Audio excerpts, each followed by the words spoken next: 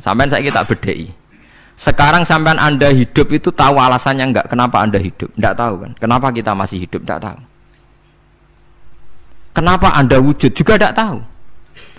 Kita pernah enggak ada, tahu-tahu ada, juga enggak tahu alasannya kenapa. Yang jelas di luar ikhtiar kita. Setelah kita katanya punya akal ya, saya bilang lagi loh. Setelah kita katanya punya akal terus bilang kita masih hidup karena orang kelindes truk, karena enggak kena penyakit, karena jantung kita normal, paru-paru kita normal. Terus kita bilang hidup. Jadi kita atas nama kebodohan bilang kita hidup karena jantung kita normal, paru-paru kita normal, semuanya normal. Maka kita hidup.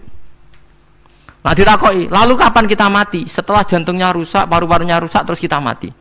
Tapi orang yang sama kalau ada bilang berarti yang menjadikan hidup itu jantung dan paru-paru.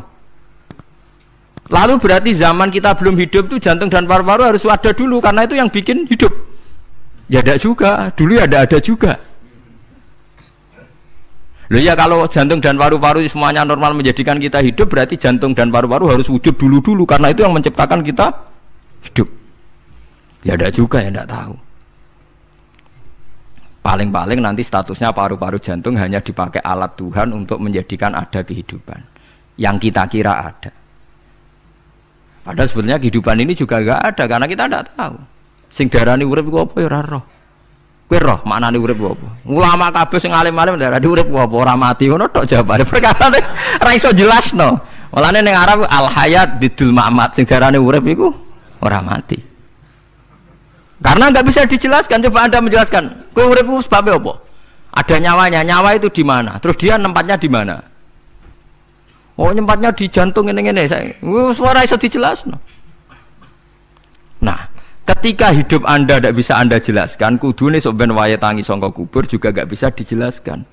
Karena wujud kita ya datang tanpa diundang dan tanpa ikhtiar kita. Nanti tangi sangka kubur ya orang nganggo ikhtiar sama kan?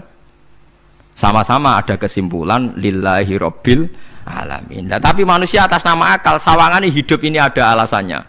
Karena kita ada bapak ibu terus kita jadi wujud. Lucu kan? Hidup ini disebut ada sebabnya.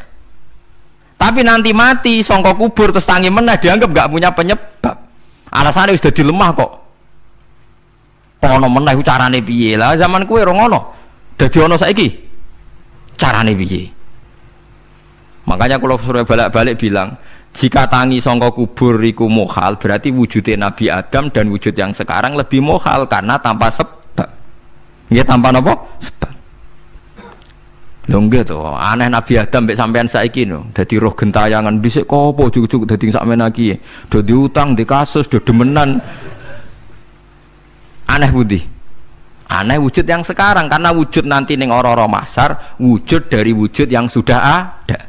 Sementara wujud kita yang sekarang dari tidak ada. Lain ngumalane pangeran didik napa hal ata alal insani khidum minad dahri lam yakun syai'am mazkura. Manusia itu harus ingat bahwa dia pernah tidak ada. Nah, dari tidak ada ini menjadi ada adalah ayat bahwa wujudnya dia tidak ikhtiarnya dia sendiri. Mulane setan dinyak pangeran. Karo dene kok nyembah setan, ma asyattuhum khalqas samawati wal ardi wala khalqa anfusihim.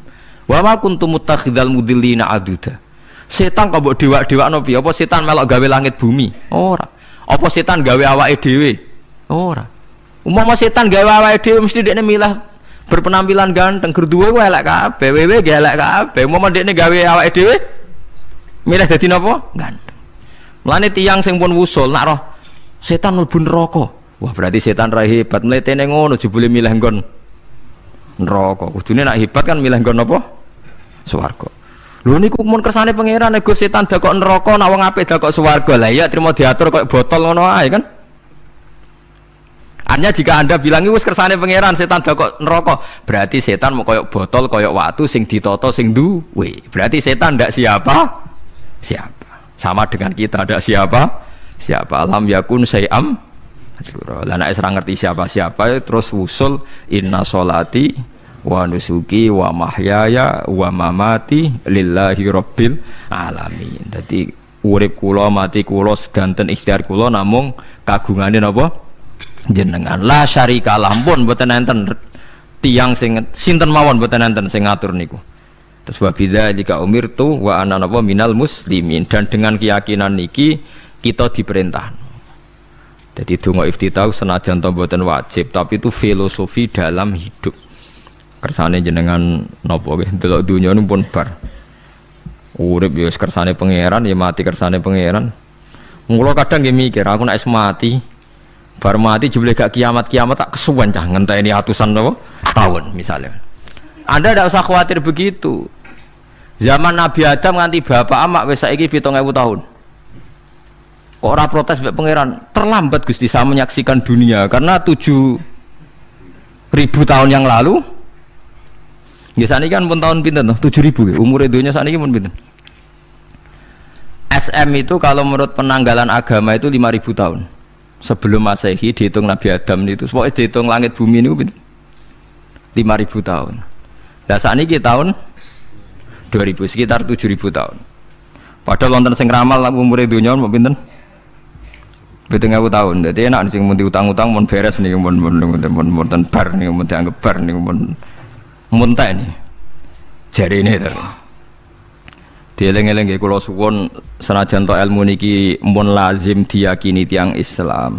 Tapi sampean ulang-ulang. Kados srengenge misalnya kula nek delok srengenge niku eling. Berarti urip ning swarga selawase-lawas iku mungkin. Karena Allah bisa menciptakan benda yang begitu panas tapi punya daya tahan atusan tahun. Pemenang nak cara discovery ya nak ngitung malah jutaan tahun yang lalu, malah bawa hitungan kontiwa dari dinosaurus 400 juta tahun. Padahal agama nanggali bumi namung pinten? 5.000 tahun sebelum nopo Masehi. Tapi nak cara ngomong ilmuwan jutaan nopo? Sing ngitung ya sopo terus ke apaan terus. Nggak begini saja kalau sampai melihat matahari misalnya. Matahari itu kan banyak panas sekali. Ternyata Allah bisa mengelola matahari seawet itu ribuan tahun. Apalagi ngelola kita. Kita ini untuk abadi lebih gampang. Karena bahannya tidak panas, nggak gampang rusak. Terus gampang direproduksi, maksudnya gampang digantikan. Maksudnya kan di masalah kan kena. Kayak Rohin udah anak keriting akeh kok putune kan gampang. Lho kalau mikir mau gampang ya, misalnya buaya guys yang masyhur dianggap hewan purba yang terlama. Menuso ilang wis ketok angel. Misalnya kayak boyo mati ana anake meneh, anake ana anake. Nabi Adam kan ngoten. Wong sitok di ketahanan sampai saiki, gonta-ganti wong. Artinya berarti ada gen Adam yang abadi sampai sekarang kan, karena setiap manusia sekarang berarti ada gennya Adam. Artinya Allah memberi contoh betapa Allah bisa ngatur supaya fisik manusia gen ini abadi. Buktinya Adam nganti saiki kan masih kan? Lho nggih to, pasti di antara jasad kita kan ada unsur Adam. Lah ya Allah gawe sura, apa meneh kowe sampeyan ning swarga ning neraka, Allah tetap punya cara untuk bikin abadi. Mbok piye carane? Tapi melihat Nabi Adam nganti tok sampeyan kan ana bukti Allah duwe cara ngabadekno unsur Adam. Karena tidak mungkin kan dalam diri kita sekarang nggak ada unsur sinten? Adam. Sama ndak oleh bantah. Tapi Adam piyambak kan pun kapundhut. Tetapi Adam yang sekarang sampai sampean saiki. Mbok tapi ora roh sampean sing turunane Qabil apa sing ora roh soalé cek ngono ae. Wong jarene cerita. Qabil iku lahire ning swarga. Dirabekno mbek Labuda sing lahire ning bumi. Labuda ku elek gembrot. Habil lahire ning bumi, rapati ganteng, dirabekno Iklima sing wayu. Lahiran swarga. Akhire Qabil gak trimo, wong aku cah ganteng kok dientukno cah elek. Mulane saiki nek ana cah ganteng dientukno cah elek ra trimo ya kaya Qabil. Nah tapi enggak pikirane Nabi Adam ya ora roh ben silang ben sedengan. Mergo nek elek entuk elek kan malah musibah kan. Saiki anake ra melok dosa tapi eleke double. Misale keriting untuk keriting, elek untuk elek, fakir untuk fakir kan ya memperparah to nggih. Cara kula pancen haram. Elek untuk elek rabi cara kula haram. Saiki anake kan ora roh apa-apa ujug-ujug elek banget lho, ora terima elek napa? Elek napa? Banget. Jadi cerita kan ngoten, walhasil akhirnya tukaran, mergo Qabil gak terima. Pas tukaran dipisah Nabi Adam. Angger sing takor rupe sukses berarti ikhtiare bener. Ya mau Habil nyembelih wedhus, sing Qabil seneng buah-buahan. Mulane seneng buah-buahan iku rada masalah dianggap simbole wong-wong sing seneng mapan. Mulane kene Umar ora usah di buah-buahan akeh-akeh, cukup gedang siton, sesuk katesne siton, ora usah semua buah-buahan wonten. Iku risik kurbane sinten? Qabil. Tapi sing melarat teman-teman yo keliru. Dhisik Habil Saleh iku omahe cek penuh daging, paham ya? Perkarane kurbane cek wedhus. Ora pitik, mergo bedigasan pitik niku. Jadi ada sebuah toreko sing ngaramno anak buahe mangan pitik. Perkarane wong ku kelakuane kaya sing dipangan. Ya repot ta ngoten iki. Repot. Ya repot lah ngono terus ya repot. Berarti nek sering mangan welut tak bulet. Ngono berlebihan. Toreko niku napa? Berlebihan wis biasa mawon. Kula nggih mboten fanatik iki biasa. Tapi kalian kula ora seneng mangan. Jadi kan unsur hewani saya kan ndak banyak. Kula ora pati seneng napa mangan. Walhasil akhirnya Qabil korbannya enggak diterima. Habil diterima. Terus semenjak itu juga akhirnya walhasil Qabil mateni Habil. Jadi makanya konflik wedoan, konflik tertua, mental membunuh ya mental tertua. Pertama peradaban manusia itu dibangun rebutan wong wedok dan saling membunuh. Nah, orang tukaran kira usah gawa, itu tradisi terlama, nggih, tradisi terlama manusia. Mesir kok bentrok podo Islame, Irak, Syria kok bentrok itu tradisi terlama. Demi wedokan direwangi tukaran, tradisi terlama. Biasa, jadi biasa mawon urip napa? Biasa. Kabeh kejadian ngene iki wa inna sholati wa nusuki wa mahyaya wa mamati lillahi rabbil alamin. Macam-macam ya nak tiyang tasawuf ngartekno kabeh iku kersane Allah. Nak tiyang fikih ngartekno semua ibadah kita diikhlasno ora golek imbalan namung kabeh dipersembahkan kangge Allah. Cuma teori fikih ini ada kelemahannya, kesannya Allah itu butuh kita kasih. Padahal kita bisa sholat yang nganggo hidayate pangeran, iso zakat yang nganggo donyane pangeran. Kok kowe ngrasa zakat itu donyane sapa?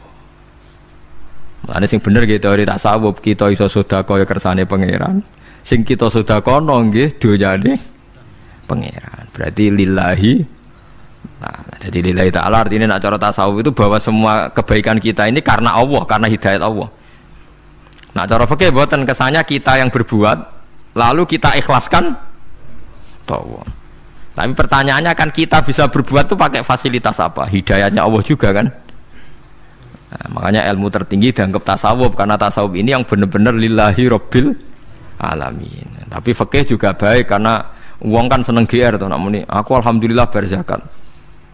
Muni aku alhamdulillah berzakat itu kan ya ora jelas. Muni aku ngrasa dekne pelakune, muni alhamdulillah kersane Allah itu ya bahasa paling gak jelas. Tapi ya apik muni ngono, aku alhamdulillah bersolat. Ya pamer nak aku bersolat, tapi ya ngakoni nak kabeh kersane Allah. Lah nak kersane Allah sing dipamer apane kan ya ora jelas ya. Ya tapi itu apik lah. Muni apa? Aku alhamdulillah bersolat itu ya bahasa gak jelas. Ya gak jelas juga bahasa itu tapi ben ngono. Faham geleng-geleng itu. Terus sholat niku ini yang keempat kalau ceritani hikayatu sholatil khosyin. Saya baca di beberapa kitab Sayyidina Umar niku dipanah. Panah niku rak wonten mata pancing. Jadi nak melebu niku ditarik sakit, nggih. Nak ditarik napa? Sakit sekali. Ditarik dokter paling canggih pun sakit. Akhirnya Sayyidina Umar kondo, engkau tarik pas aku sholat. Aku nak sholat iku lali.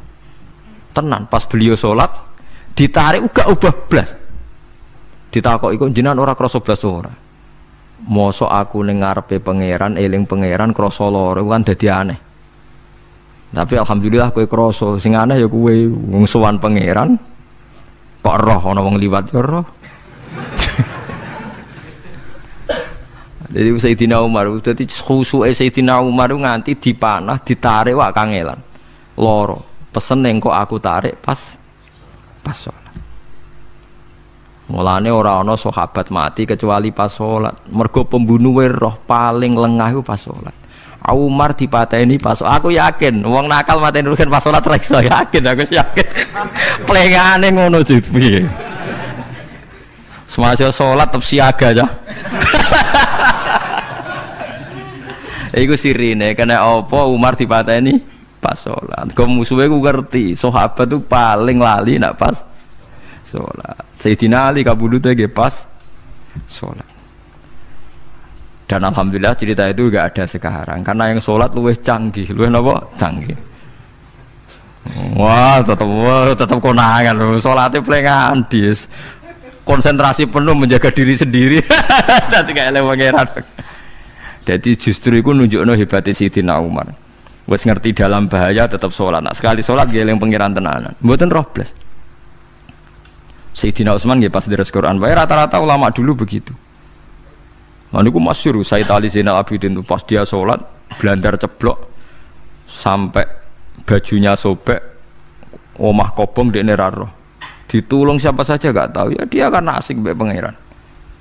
Mosok jarene mosok aku pas madhep pangeran eling liyane. Nah, tapi kita ora iso kan bayangno salat-salat ke kelas ngoten niku. Nah, Kanjeng Nabi Muhammad soft paling guri niku yasma'u azizu sotri ka azizil mirjal.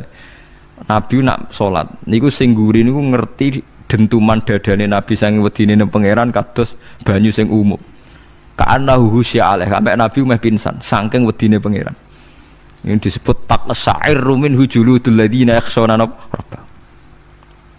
Jadi Allah nazzala ahsanal hadithi kitabam mutasyabihan. Mathan ya taqsa'irru min hujuludul ladzina yakhshawna rabbahum. Makanya potensinya orang-orang soleh itu jarang sholat sunat karena sholat fardu saja butuh energi yang luar biasa. Meh kudu kesemper. Nah, alhamdulillah kita kan sholat biasa saja. Berarti qobliyah yo oke, ba'diyah yo oke, sholat yo oke, tapi cara dipateni wong ora iso. Guys, tetep roh, tetep apa? Roh. Ngono ngrasane krungu. Parah. Salate awake wis parah. Salate riyen para sahabat itu luar biasa. Sampai wong kafir nak ape nyerang sampai ana salat khauf iku sampai wong kafir sepakat engko nak nyerang Muhammad niku pas napa salat. Sampai akhirnya Allah gawe rukhsah wonten salat khauf. Salat di mana separuh saf njaga musuh. Mergo Nabi nek salat lali. Sahabat nek salat lali. Akhirnya gini ku. Dalam sistem keamanan jadi kelemahan sahabat gini ku. Akhirnya Umar salat di depan umum. Lho di depan umum. Kok iso lali kabeh? Mestinya nak Umar lali kan makmum Ruhin Mustafa eling mboten iki sing saf awal dua niku lali kabeh. Lho nggih imam kok ngarep. Niku Abu Lulu Al-Majusi ku iso liwat yo nganti tok Umar yo slamet.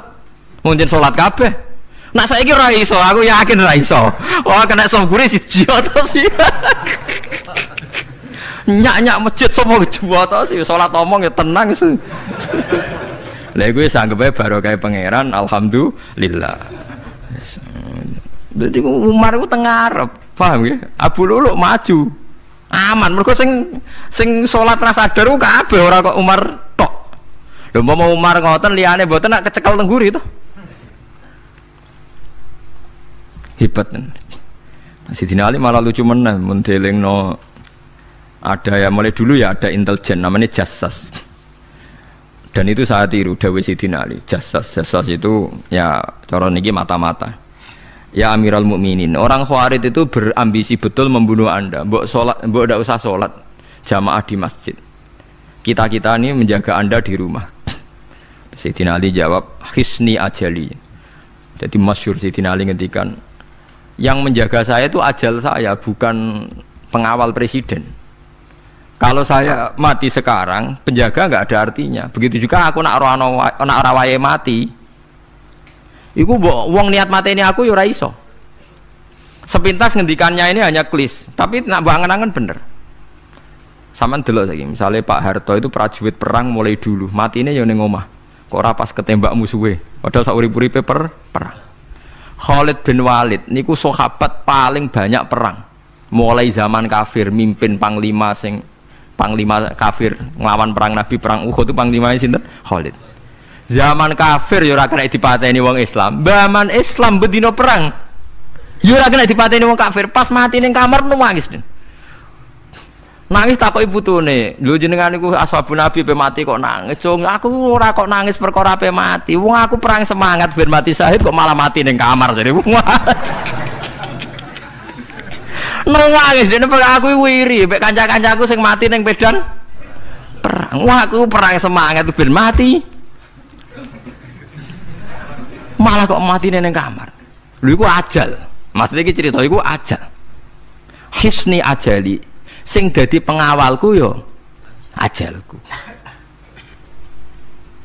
Wong putune Khalid bin Walid, putune Jabir, putune Zubair bin Awam niku putune udah sering lebokno dirijine ning gulune mbah-mbahe mergo tipak panah saking jerone panah.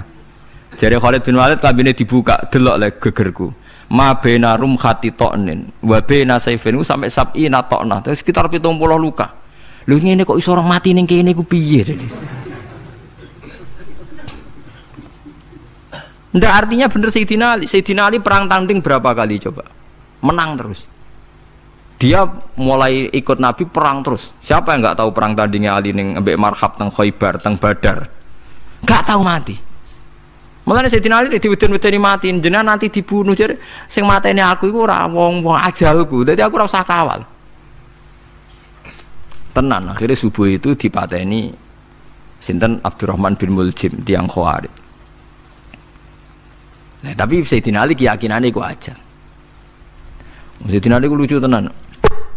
Ketika pas dibacok pertama kena pupune napa ngisor. Ini cerita. Aku ramati.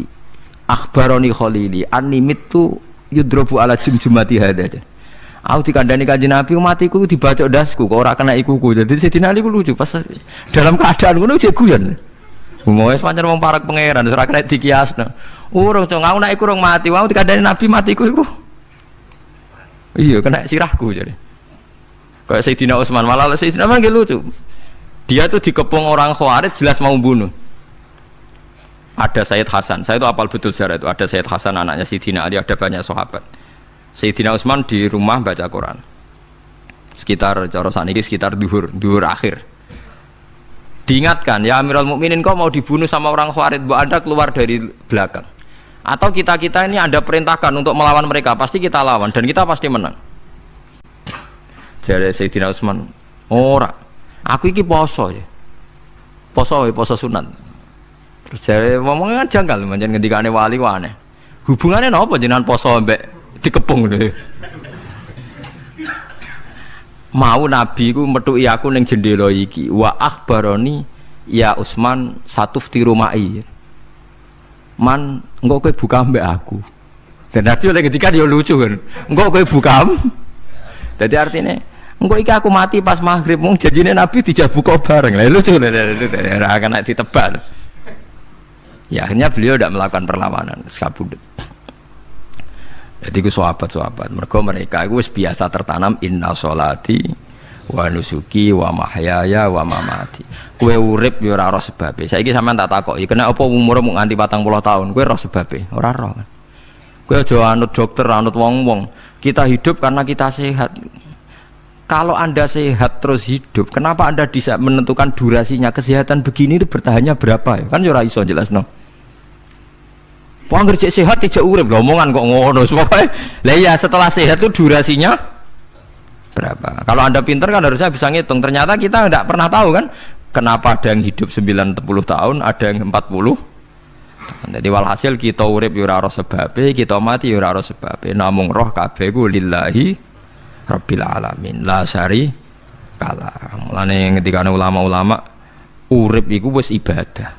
Mergo kowe dadekno ngerti nek iku kersane Allah. Kowe mati ya wis ibadah. Angger kowe ridho, mergo iku nunjukno kowe percaya nyerah ambek kekuasaannya Allah Subhanahu wa taala.